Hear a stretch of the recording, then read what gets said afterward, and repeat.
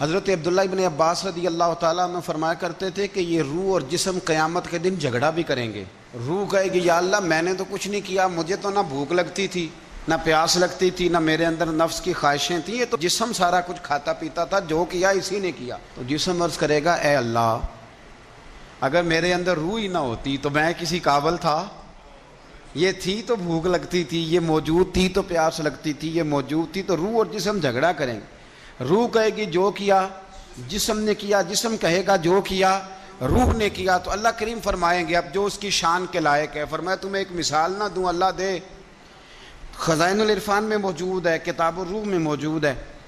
تو اللہ فرمائے گا ایک بندہ لنگڑا تھا اور ایک اندھا تھا، دونوں باغ میں جا رہے تھے، تو وہ جو لنگڑا تھا نا، معذور تھا، اپاہج تھا پیر سے، اسے پھل نظر آیا درخت پہ، تو وہ اندھے سے کہنے لگا اگر میرے پیر سلامت ہوتے تو میں پھل توڑتا پر مجھ سے چڑھا نہیں جائے گا۔ تو اندھا کہنے لگا تو اس طرح کرنا، میرے کندھوں پہ چڑھ جا اور تم پھل توڑ، دونوں کھاتے ہیں۔ تو وہ جو اپاہج تھا وہ اندھے کے کندھوں پہ چڑھا، پھل توڑے، دونوں نے کھائے۔ تو اللہ فرمائے گا جسم اور روح سے بتاؤ غلطی کس کی؟ تو عرض کریں گے اللہ دونوں کی۔ تو رب فرمائے گا تمہاری بھی پھر دونوں کی ہوئی ہے، ایک کی غلطی۔ تو جسم اور روح کا رشتہ ہے، ارواح پہلے سے موجود تھیں۔ ایک حدیث اور سنیں، نسائی شریف میں موجود ہے، سیدہ خدیجہ الکبریٰ رضی اللہ تعالی عنہا صبح سو کے اٹھیں، حضور کے ساتھ آرام کر رہی، تو عرض کرنے لگی یا رسول اللہ صلی اللہ علیہ وسلم میں نے خواب میں دیکھا ہے کہ میں آپ کی پیشانی پہ سجدہ کر رہی ہوں، یا رسول اللہ صلی اللہ علیہ وسلم اس کی تعبیر کیا ہے؟ تو نبی پاک صلی اللہ علیہ وسلم نے فرمایا خدیجہ جسم تو تیرا یہیں تھا اور تو میرے پاس ہی تھی گویا۔ حضور فرمانے لگے یہ جو خواب میں تو مجھے ملی ہے اور خواب میں تو میری پیشانی پہ سجدہ کر رہی ہے، تو یہ میری روح تیری روح سے ملاقات کر رہی۔ تو روحیں پہلے سے موجود تھیں۔ روح کچھ دیر کے لیے جسم سے جدا ہوتی ہے جب موت آتی ہے، پھر قبر میں لوٹائی جاتی ہے، بندے کو بٹھایا جاتا ہے اس کو سوالوں کے جوابات دینے، اور یہ موت کا سلسلہ تا صبح قیامت جاری رہے گا۔ ترمذی شریف میں موجود ہے جب جنتی جنت میں اور جہنمی جہنم میں چلے جائیں گے تو ایک مینڈے کو لا کے، بکرے کو لا کے ذبح کیا جائے گا، اور اب فرمائے گا یہ موت ہے، آج میں نے ذبح کر دی ہے، آج کے بعد کسی کو موت نہیں آئے گی، لیکن اس کے پہلے تک ہر ایک کو موت، حضرت اسرائیل کو بھی موت آئے گی، حضرت میکائیل کو بھی موت آئے۔ کیوں؟ اس لیے کہ اگر تھوڑی دیر کے لیے یہ موت کا ذائقہ مدینے والے رسول کی بارگاہ میں آیا ہے، اگر وہاں آیا ہے تو پھر کوئی بچے گا نہیں، اگر ان کے قدموں کو چومنے آئی ہے تو پھر یہ ہر جگہ آئے۔ روح بھی اپنی غذا مانگتی ہے تو انسان بے چین رہتا ہے، بے قرار رہتا ہے۔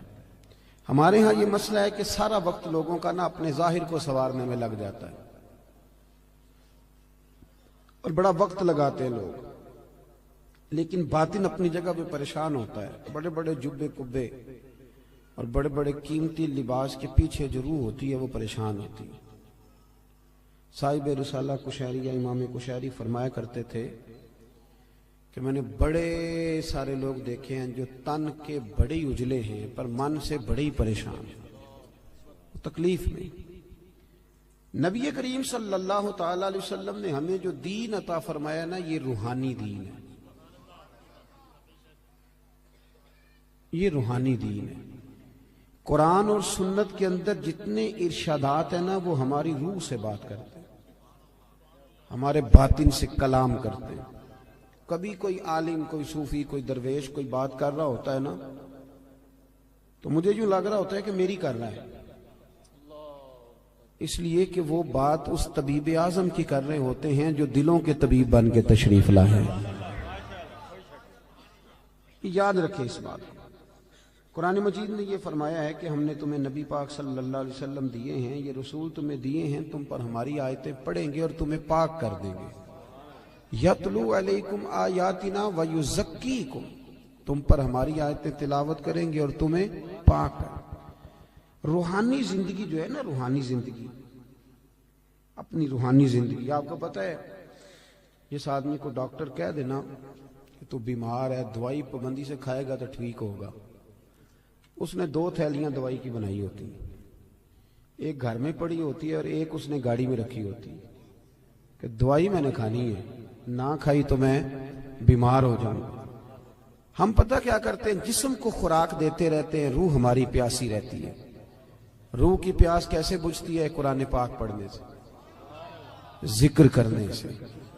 ادھر دیکھیں میری طرف، روح کی پیاس بجھتی ہے نبی کریم علیہ السلام کی نعت کو سن کر دل میں اتارنے سے۔ وہ والا جھوم نہیں جو نعت خواں کہتا ہے جھومو، تو ہم نے بھی تھوڑا تھوڑا جھوم لیا، پتہ کوئی نہیں وہ کیا کہہ رہا ہے۔ اور میرا کئی دفعہ نعت خواں سے بھی پوچھنے کو دل کرتا ہے کہ ویسے تجھے پتہ ہے تو کیا کہہ رہا ہے؟ اسے بھی نہیں پتہ ہوتا، الا ماشاءاللہ وہ بھی کہتا جا رہا ہے، اور جھومنے والے بھی۔ چلے یہ جھومنا بھی خالی نہیں، نفع والا ہی ہے، پر یہ ہے کہ وہ روح میں اتر جاتی ہے نا جب نعت شریف روح میں، پھر وہ دل سے باتیں کرتی ہے۔ یہ صوفیاء کو سرکار کی زیارت ہوتی تھی بڑی زیادہ، تو آج کل بہت سارے لوگ اس پر بھی اعتراض کرتے ہیں، وہ کہتے ہیں جی اتنی زیارت کیسے ہوتی تھی؟ تو میں کہتا ہوں یار بڑی سادی سی بات ہے، جو آدمی گاڑی چلاتا ہے رات کو خواب میں بھی گاڑی چلاتا ہے، یہ بات آپ کی عقل میں آتی ہے کہ نہیں آتی؟ جو آدمی دن کے وقت گاڑی چلاتا ہے رات کو بھی گاڑی چلاتا ہے، تو جو دن میں تکے کھانے نکلتا ہے خواب میں کئی دفعہ تکے ہی کھا رہا ہوتا ہے۔ آپ میری بات کو سمجھ لیں، پکی سچی بات ہے۔ جو سارا دن محبوب کو پڑھتے ہیں، محبوب کو سنتے ہیں، محبوب کو بیان کرتے ہیں، وہ رات کو بھی محبوب کی گلیوں میں ہی رہتے ہیں۔ یہ سادی سی بات ہے، اب آپ کی پتہ نہیں کیوں عقل میں نہیں آتی، یہ موٹی سی بات ہے۔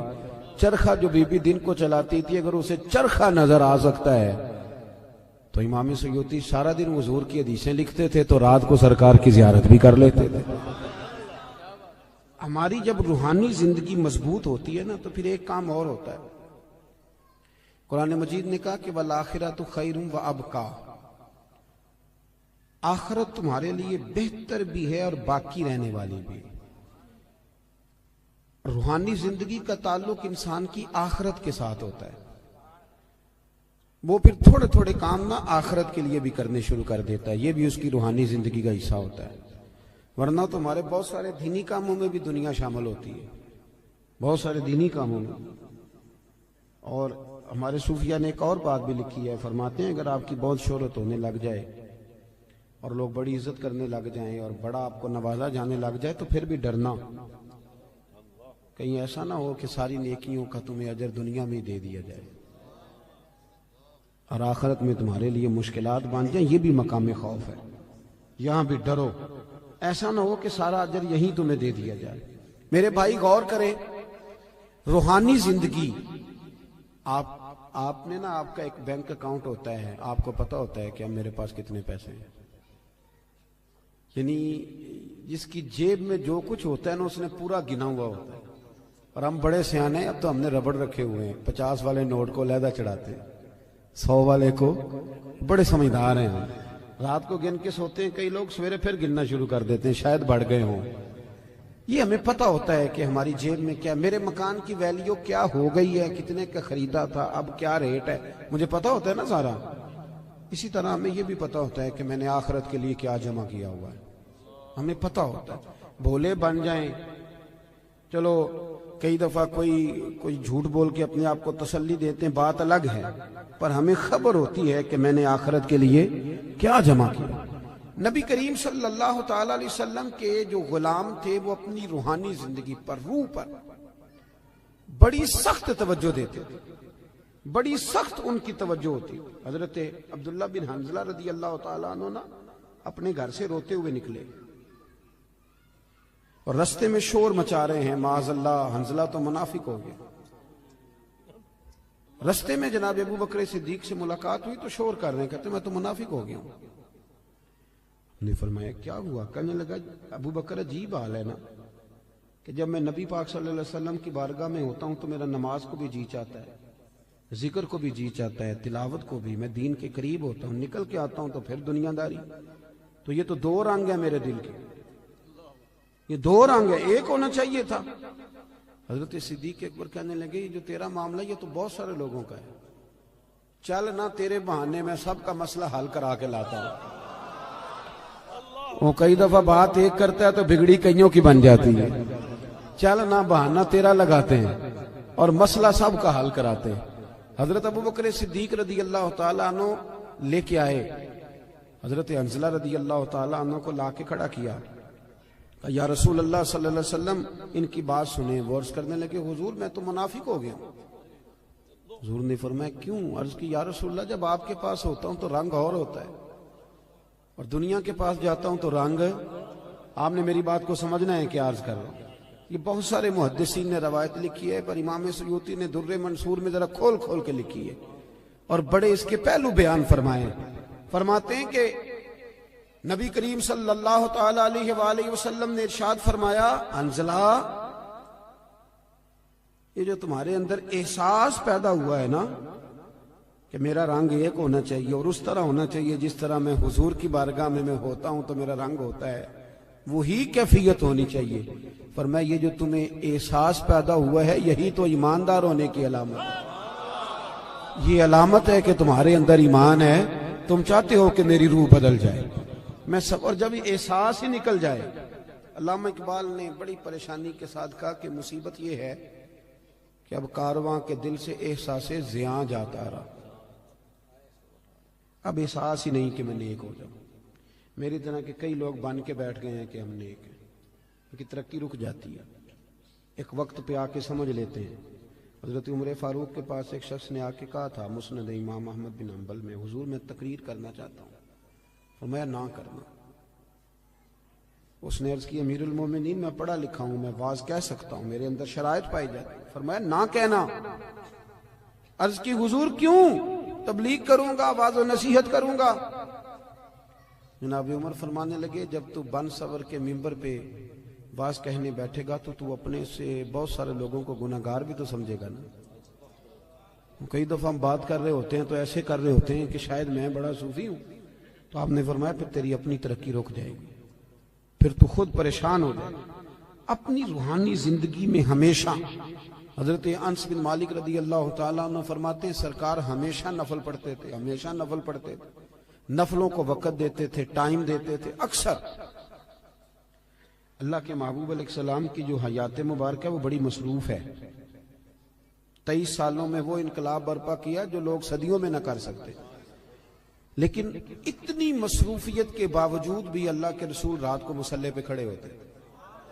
ہماری ہر شے مضبوط ہو گئی, مصلی کمزور ہو گیا. مصلی کمزور, حضور مصلی کو وقت دیتے. حضرت انس بن مالک فرماتے ہیں کہ جنگ میں حضور کے ساتھ حاضر تھا تو میں نے وہاں بھی نرالا انداز دیکھا. لوگ سارے اپنے اپنے کاموں میں لگ گئے. وہ وقت تھا حضور کے نفل پڑھنے کا. تو میری اچانک نظر پڑی تو اللہ کے نبی گھوڑے پر ہی نفل ادا کر رہے, بیٹھے بیٹھے نماز ادا کر رہے. وہ اپنے معاملات میں کبھی فرق آنے نہیں دی. ہمیشہ ہم لوگ کہہ دیتے ہیں, آپ لوگ سن لیتے ہیں, آج کل لوگوں کے پیروں میں ورم کوئی نہیں آتا. اب تو اتنا چلتے کوئی نہیں. اب تو بچے سے کہیں چونک سے ماچس لے آ تو کہتا ہے لاؤ موٹر سائیکل کی چابی. اب کہاں ورم آتا ہے صاحب, یہ دور ختم ہو گیا جب کبھی بہت چلتے تھے لوگ. اب تو حاجیوں کو بھی ورم نہیں آتا, اس لیے کہ حاج بھی زیادہ تر اے سی والی بس میں ہی ہو جاتا ہے سارے کا سارا. اب تو وقوف عرفات بھی لوگ بسوں میں کر لیتے ہیں, اللہ ماشاءاللہ وہیں بیٹھے رہتے. اور ہمارے محدثین نے یہ لکھا تھا کہ اپنی جگہ نہ چھوڑنا. وقوف کا معنی ٹھہرنا, ٹھہرے رہنا جب تک اذان نہ ہو. لیکن وہ ٹوبر آپریٹر کہتا ہے کہ آدھا گھنٹہ رہ گیا بس میں بیٹھو, تو سیٹیں پکڑنے والے ٹائم سے چلے جاتے ہیں. حالانکہ وہاں ٹھہرنا تھا, رکنا تھا. اب کہاں لوگ چلتے ہیں. حج میں بھی پیروں میں ورم نہیں آتا, کہیں بھی چھالا نہیں بنتا, کہیں بھی نہیں ٹوٹتا. آپ نے کہیں سنا ہو تو سنا ہو, میں نے اپنی زندگی میں نہیں سنا کہ کسی کے پیر میں ورم آ گیا چل کے یا کوئی کام کر کے یا کوئی مشقت کر کے. پر بخاری میں نے پڑھا ہے کہ سیدہ عائشہ صدیقہ رضی اللہ تعالیٰ عنہ فرماتی ہیں کہ اللہ کے رسول اتنا لمبا قیام کرتے تھے, اتنا لمبا قیام کرتے تھے کہ قدموں میں ورم آ جاتا تھا. قدم مبارک, یہ والی سنت کب ادا کرنی ہے, اس پہ کب چلنا ہے. قدموں میں ورم آ جاتا. اور جناب عائشہ صدیقہ کہتی ہیں حضور ایک ہی رکعت ایک ہی آیت بار بار پڑھتے اور ساری رات بیت گئی. یہ صحیح مسلم میں موجود, ساری رات گزر گئی نماز پڑھتے. صبح میں نے عرض کی یا رسول اللہ صلی اللہ علیہ وسلم آپ کے صدقے اللہ اگلوں پچھلوں کو بخشے گا, تو آپ اتنی مشقت کیوں کرتے ہیں. اللہ نے آپ کو حبیب بنایا ہے, امام الانبیاء بنایا ہے, سید الرسل بنایا ہے, اتنی مشقت. تو حضور نے فرمایا افلا اکون عبدا شکورا, عائشہ تو نے بتایا نا کہ اللہ نے مجھے بڑی نعمتیں دی ہیں، تو بتا میں اپنے رب کا شکر گزار بندہ نہ بنوں؟ ہم نے کب بننا ہے جی شکر گزار بندہ؟ اور ایک بات اور ذہن میں رکھیں، جب بندہ روحانی زندگی اپنی مفلوج کر بیٹھتا ہے نا، اس کی توجہ نہیں نہ نفل سے، نہ ذکر سے، نہ عبادت سے۔ بڑے میری طرح کے سیانے بندے کو آپ بٹھائیں حجرے میں، اسے کہیں آج کل کون کون مولوی خراب چل رہا ہے، تو 1500-2000 مولویوں کے وہ نام بتا دے گا آپ، کون کون سی جماعتوں میں کیا کیا خامیاں معاذ اللہ ساری گنوا دے گا۔ توجہ ہے میری بات پر؟